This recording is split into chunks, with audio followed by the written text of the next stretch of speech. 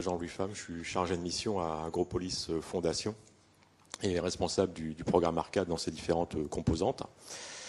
Donc Arcade, vous voyez, ça commence par Agropolis, c'est pour ça que j'ai fait intervenir Eric, le A de Agropolis, Agropolis Resource Center for Crop Conservation Adaptation Diversity.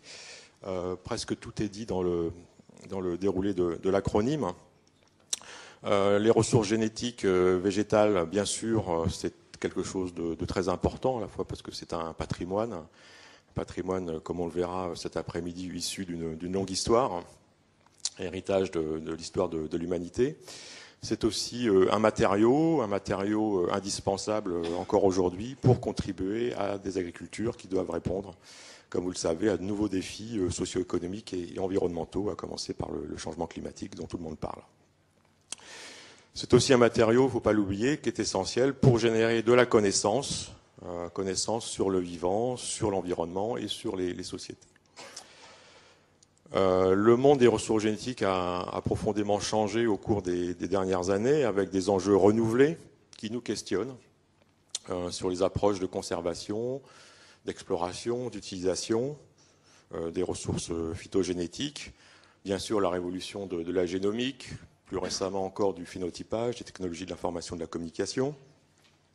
On parle de plus en plus, non plus seulement de ressources génétiques, mais d'agrobiodiversité, un concept plus englobant. Agrobiodiversité à la fois comme source et comme produit de services, on va dire, agro-écosystémiques. La dernière décennie a vu la question de la gestion paysanne remise sur le devant de la scène comme facteur clé de maintien et d'évolution des ressources génétiques, et aussi facteur clé évidemment pour la diffusion, l'intégration des innovations variétales. On s'intéresse de plus en plus à la complémentarité, à l'articulation des différentes approches de conservation, et puis au-delà des sciences biologiques qui avaient été fortement mobilisées depuis, on va dire, le début de l'histoire des ressources génétiques. Au cours des dernières années, on a vu un impact de plus en plus fort des sciences sociales et politiques sur le regard qu'on pouvait porter sur les ressources génétiques. À côté de ça, on a un environnement national et international qui est en changement, on peut dire en recomposition. En France, on a une transition qui date de quelques années maintenant, qui, à quelques égards, n'est pas complètement terminée. Le passage du Bureau des ressources génétiques à la Fondation pour la recherche sur la biodiversité, avec des missions sur les ressources génétiques qui n'ont pas été toujours reprise autant qu'il aurait fallu peut-être par la FRB. Le passage du concept de banque de gènes assez général à celui de centre de ressources biologiques, un concept issu de l'OCDE avec des conséquences en termes de suivi des ressources, d'approche qualité.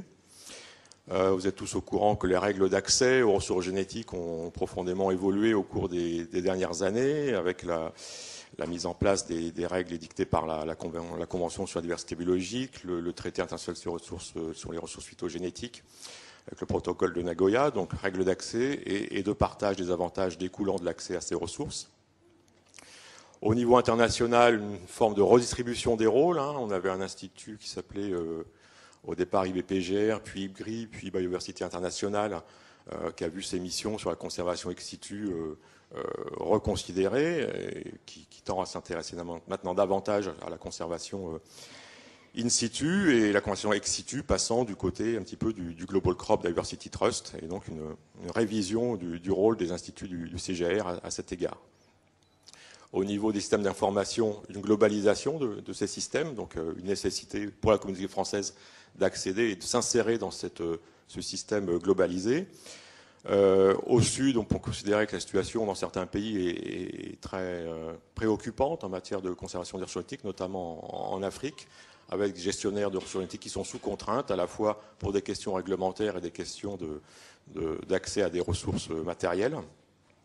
Et puis en France, en Europe, des demandes du secteur semencier à l'égard de la communauté publique sur les ressources génétiques. Là, j'ai pris cet exemple qui avait été donné par Alain Murinier de l'Imagrin lors de l'atelier ressources génétiques du GIS Biotech Verte en juin 2014, où il représentait, par grand domaine d'action sur les ressources génétiques, de la collecte, caractérisation, pré-breeding et sélection, il représentait en bleu la part du public et en rose la part du privé. Donc on peut discuter c'est une estimation à dire d'experts. On va dire, on peut discuter sur l'estimation relative de tout ça, mais enfin, ce qui est intéressant, c'est que ce qu'ils voyaient comme rôle grandissant pour le secteur public, c'était une action à accroître dans le domaine de la caractérisation des ressources génétiques et dans le domaine du pré-breeding. Donc il y a une demande qui existe à l'égard du secteur public sur les ressources génétiques, formulée par le secteur privé. On peut en reparler avec des représentants de ce secteur au cours de ces journées.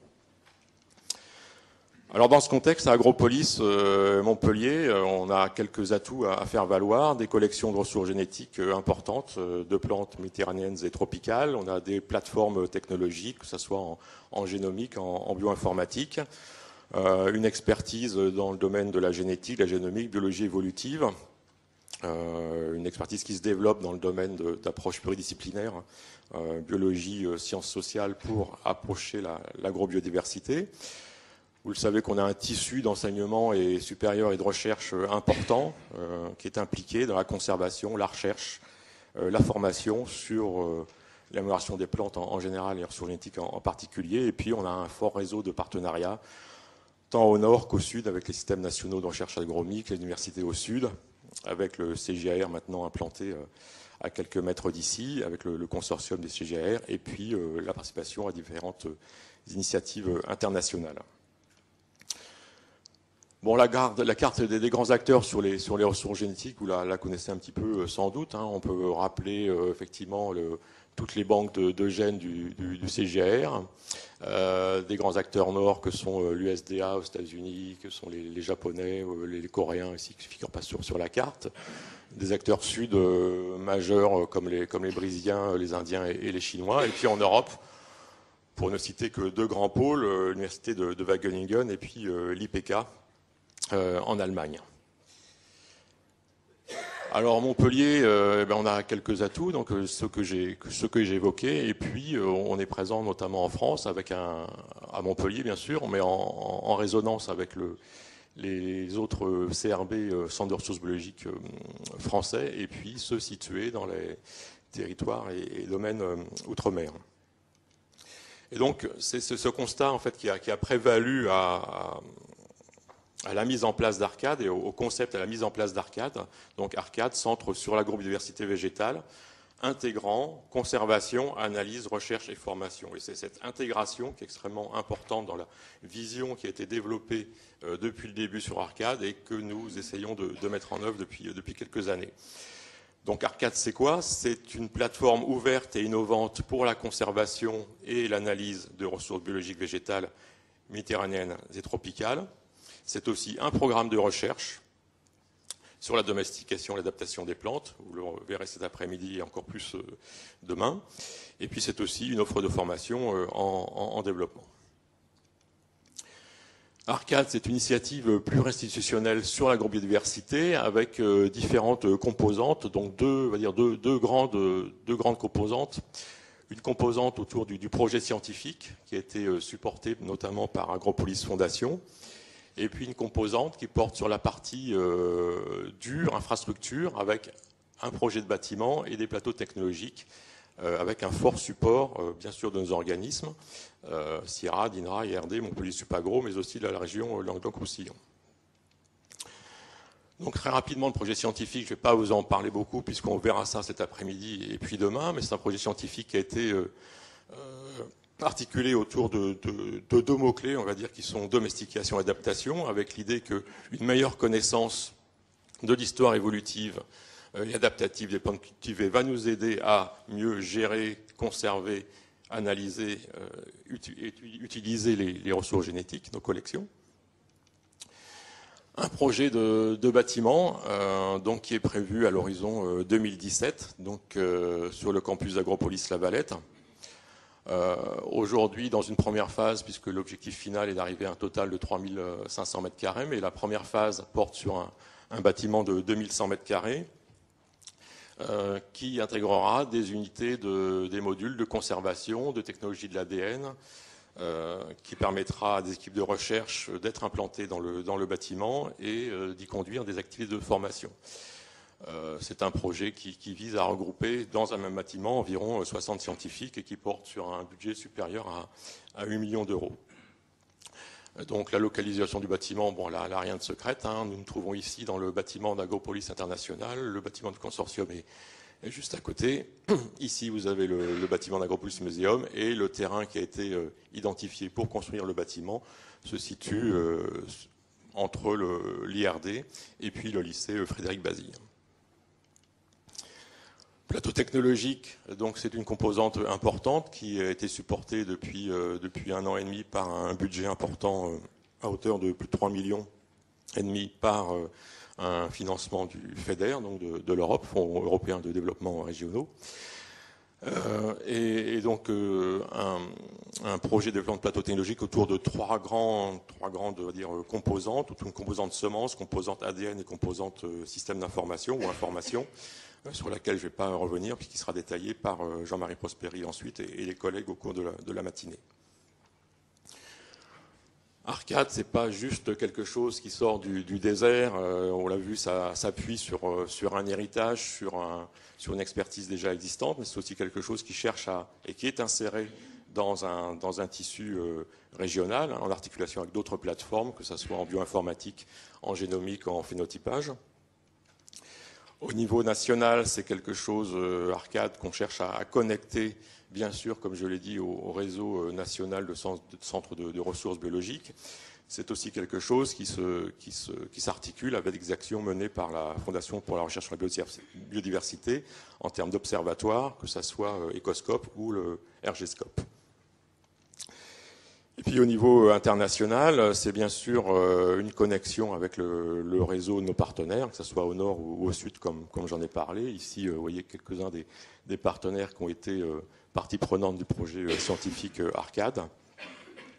Et puis on cherche aussi à s'intégrer dans la mouvance internationale. Et là, vous voyez la vision qu'a Philippe Ellul, qui est scientifique au consortium du CGAR, où il représente dans une chaîne de diffusion des semences, allant de l'accès à la diversité à la diffusion de variétés améliorées en passant par la sélection. Et bien, au niveau des partenaires internationaux qu'il fait figurer dans son graphique, on a ici Arcade qui figure en bonne compagnie au niveau de la gestion de la diversité génétique.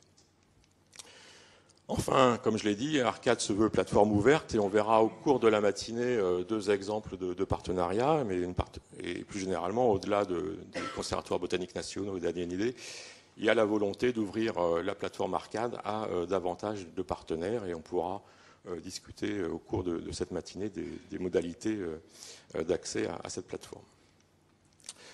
Enfin, très rapidement, je voudrais rappeler que Arcade, c'est un projet, comme l'a dit Eric, qui est important pour notre communauté, ressources génétiques, amélioration des plantes. C'est un projet qui mobilise à bien des niveaux. D'abord nos organismes, Sierra, DINRA, IRD, Montpellier, Supagro, au niveau des directions scientifiques, des unités de recherche, notamment les unités AGAP et EDIAD. Arcade se fait avec ces unités. Bien sûr les scientifiques, bien sûr aussi les services techniques et administratifs. C'est quelque chose qui mobilise fortement la région de Languedoc-Roussillon et la D2RT. Agropolis Fondation, Agropolis International bien sûr, et différents partenaires. C'est aussi un budget important. On en est au cours des 5-6 dernières années à plus de 13,5 millions d'euros mobilisés. Par les temps qui courent, c'est pas rien. Et cette mobilisation générale fait qu'on a une obligation d'engagement et de chercher à bien travailler. Et c'est ce qu'on va essayer de vous montrer aujourd'hui, c'est qu'on essaye de travailler correctement, sérieusement et avec tout le monde. Voilà, je vous remercie.